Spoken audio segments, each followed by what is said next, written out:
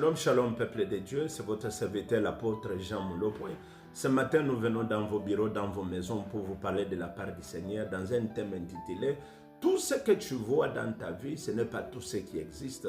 Tout ce que tes yeux voient, ce n'est pas tout ce qui existe selon Dieu pour ta vie. » Nous avons notre texte de base, celui de Genèse chapitre 15, le verset 1 en descendant. Là où Dieu dit à Abraham, « Je suis ton bouclier et ta récompense sera trop grande. » Abraham répondra à Dieu, « Je m'en vais sans postérité. Eliezer qui est né dans ma maison, c'est celui qui sera mon héritier. » Selon Abraham, il n'a pas vu qu'il aura des enfants, mais Dieu lui dira, « Garde-toi de dire cela. C'est l'enfant qui naîtra de tes seins, c'est celui-là qui sera ton héritier. » Et Dieu fit sortir Abraham, il lui montra le ciel, il lui dit, « Si tu peux compter les étoiles, on comptera ta postérité. » J'aimerais dire à quelqu'un, ce que tes yeux ne voient pas, cela ne signifie pas que ça n'existe pas.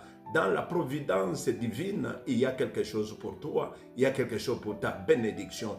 Et lorsque nous lisons des Rois chapitre 6, le verset 16 à 17, lorsque Géasi sortit, vit l'armée des Syriens qui les entourait, il y peur. Mais lorsqu'il vint dire à son maître, le maître lui dit, « Seigneur, ouvre ses yeux afin qu'il voie ceux qui sont avec nous. » Et pendant qu'il pria pour son serviteur, les yeux s'ouvrirent, il vit que l'armée qui était de leur côté était plus nombreuse que celle qui venait pour le combattre.